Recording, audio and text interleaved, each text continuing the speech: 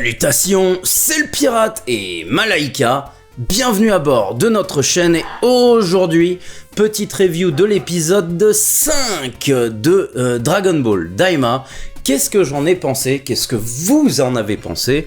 Moi personnellement, à chaque fois je bégaye pour chaque épisode. Non, alors, un court résumé. Je trouve que... Et en fait, on en a parlé avec des amis, pas un ami, j'ai des amis de temps en temps. J'espère, enfin ça c'est mon avis, c'est pas le leur, mais un de mes amis m'a émis le fait que ça se trouve, Toriyama, c'est une théorie, hein. Toriyama savait qu'il était malade, bon ça je crois qu'il le savait, mais qu'il était pas trop loin de la fin et qu'il pensait que de toute façon ça allait être son dernier deal avec Dragon Ball.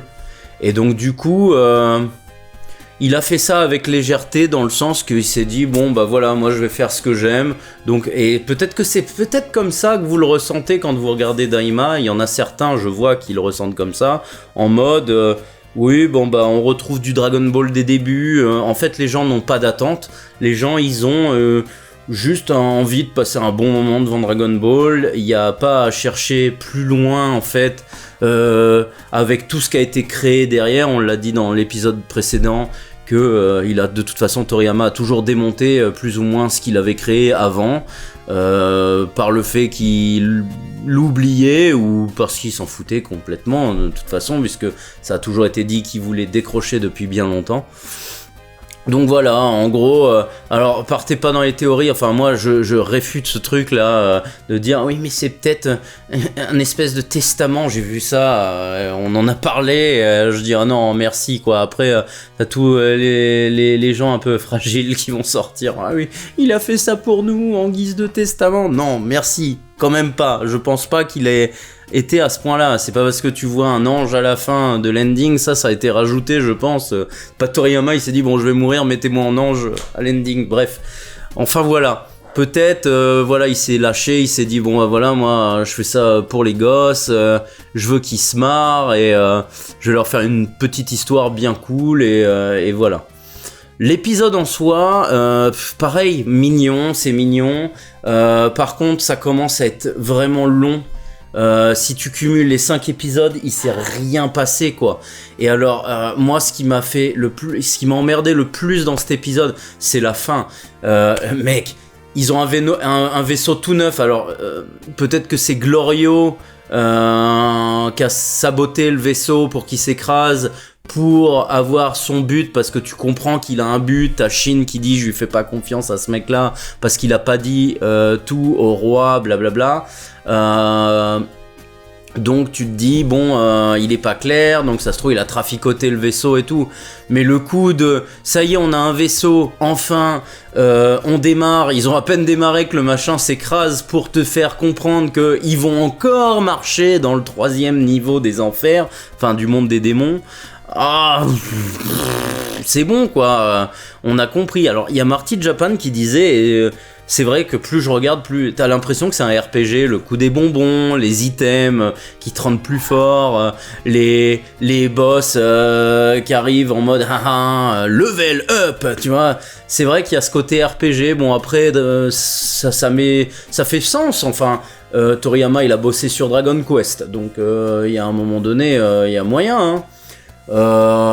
L'histoire en soi, enfin il y a toujours cette inspiration Star Wars, mais c'est quand même pas inventé quoi, parce que là pour le coup c'est littéralement Chichi qui et tu rencontres le roi Gyumao qui est un peu bourru, qui fait peur, il fait du golf avec des crânes, mais c'est Gyumao en fait, c'est juste un roi un peu bourru, mais il est très sympa dans le fond. Bon. Et un de mes amis, pareil, il m'a sorti le coup du GPS dans tous les univers très vastes. L'autre il fait un zoom, c'est ce truc là, hein. Ouais ok, on va au palais. Bon, c'est raccourci scénaristique, après c'est pour les enfants, donc faut pas les faire trop réfléchir. De toute façon on est dans une société aujourd'hui où faut pas trop réfléchir, donc ça va de pair quoi. Voilà, il y a cette inspiration. J'ai vu pas mal se toucher la nouille parce que Goku il a fait un SSJ en 2 secondes, il est cadre, ouais bon, il éclate des randoms en même temps, donc c'est cool. Honnêtement, c'est cool. Il y a quand même plusieurs fois où je me suis dit, c'est très beau, c'est vraiment très beau, c'est clair que c'est beau. Mais il y a un moment où j'ai esquissé un sourire. C'est quand Goku dit ça va me faire un bon entraînement. Bon, on la connaît celle-là, mais je sais pas. Je trouvais que ce passage-là, le moment où il dit ça, je me dis il va aller cartonner du random, il va aller s'entraîner. J'aime bien ce côté-là. Bon bah voilà, il y a bien des trucs que je kiffe à regarder. On n'a pas passé un mauvais moment avec mon fils. Lui, il a kiffé. Personnellement, il a kiffé. C'est peut-être le premier épisode où il m'a dit celui-là, il remonte le niveau. Bon, ok. Après, je lui ai un peu débunk ma vision des choses. Je lui ai dit, ouais, mais t'as pas l'impression qu'on a déjà vu ça quand Goku il rencontre Gyumao, tout ça Ah oui, c'est vrai. Alors, il y a aussi un truc, alors vous me dites dans la barre des commentaires, mais moi, je regarde sur Crunchyroll, et sur Crunchyroll, l'épisode 4, le nom, et je vous le dis dans la vidéo précédente, c'est écrit Chati. Et pour moi, Chati, c'est le nom de la fille qui apparaît à la fin de l'épisode 4. Sauf que là, elle s'appelle Pansy. Donc il sort d'où le Chati? J'ai peut-être pas compris un truc, mais le titre de l'épisode précédent, je sais pas si vous avez la version française, moi je regarde la version japonaise sous-titré anglais, l'épisode s'appelait Chati. Et il me semble pas qu'il y a un autre personnage qui s'appelle Chati dans cet épisode, ou alors j'ai loupé un truc, mais... et du coup, c'est bizarre. J'en ai parlé à un autre ami, il me disait non, moi aussi c'est Chati, et j'ai pas trop compris. Qu'est-ce que tu fais, Nana? Tu danses? Et du coup voilà, si vous pouvez me débunk ça, ou s'il n'y a rien à débunk et que c'est juste une erreur de Crunchyroll de traduction.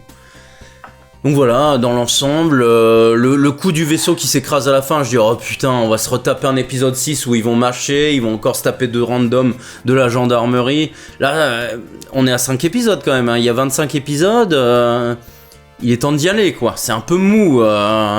Voilà, bon, ça te chie pas trop sur le lore parce que ça raconte pas grand chose. Bon, si tu comprends que Dabra, ça débunk aussi ce qu'on disait dans l'épisode 4, Dabra n'était pas forcément un bon roi, il était même assez despotique de ce que tu comprends, mais il était pas horrible de vivre dans le monde des démons comparé à maintenant, merde, je sais plus son nom, Goma, c'est ça, je crois qu'il s'appelle Goma.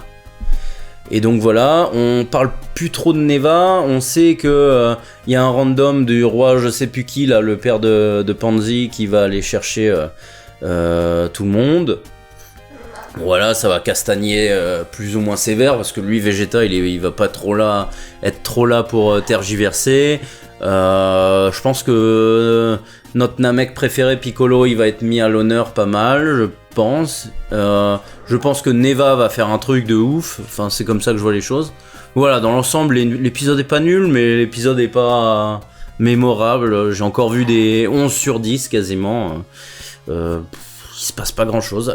J'ai vraiment envie de rentrer dans votre interprétation des choses, parce que moi, c'est pas de la mauvaise foi, j'essaye vraiment de m'y mettre et je n'arrive pas à apprécier Daima comme certains, je vois, limite je suis jaloux, je me dis mais comment parce qu'on parle pas de Gen Z, hein, on parle pas de jeunes gens, on parle de gens qui ont la trentaine, quarantaine, même Marty Japan, il a l'air de kiffer avec sa fille, bon lui, il prend le truc pas dans la description, il s'en fout un peu, c'est ce qu'il dit, il s'en fout, il regarde ça, il prend ça en bonus, comme lui il dit, c'est 42 tomes, au revoir.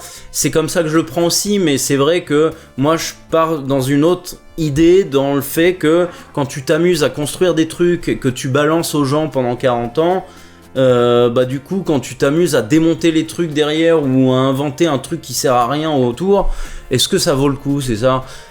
Certains m'ont dit oui, c'est bien pour introduire les jeunes générations devant Dragon Ball avec des dessins plus modernes et tout. Pourquoi pas, ouais, bon. Mais c'est pas ouf, hein. C'est du mélange de Star Wars, DBGT à mort. DBGT, ce qui est marrant, c'est que tout le monde chie depuis plus de 20 ans, 25 ans sur DBGT, comme quoi c'est de la merde. Mais DB Super et Daima, c'est inspiré de ouf de DBGT sur plein de plans, et donc le côté de les rétrécir, c'est du DBGT, enfin il y a du DBGT partout en fait, et DB Super, il y a eu des ressucés de DBGT à mort. Et ce qui est marrant, c'est qu'ils ont jamais écouté le public, puisque DBGT a toujours été décrit à mes yeux. Moi j'aime bien DBGT sur plein de points, mais la majorité d'entre vous, j'entends tous, DBGT c'est de la merde. Mais si vous aimez Daima, re-regardez DBGT et vous allez kiffer pareil alors. Je suis désolé, tu peux pas détester DBGT si tu kiffes Daima, parce que DBGT, ceux qui disaient oh c'est chiant, les 10-15 premiers épisodes il se passe rien, ils voyagent et tout, c'est la même, et limite en plus riche parce qu'ils voyagent ici et là sans arrêt de planète en planète. Donc re-regardez DBGT, il doit y avoir... Je sais qu'il y en a certains, ils ont vu DBGT il y a 20-25 ans, et donc du coup, ils ont pas voulu le remettre, mais si vous kiffez Daima, vous êtes censé kiffer DBGT. Je vois pas comment c'est pas possible de kiffer DBGT si t'aimes pas, si t'aimes Daima. Bref.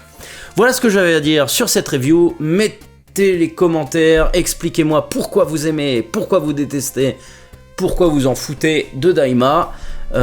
Dites-moi les anecdotes, dites-moi si vous avez compris par rapport à Chatty et Pansy, parce que là j'ai pas compris.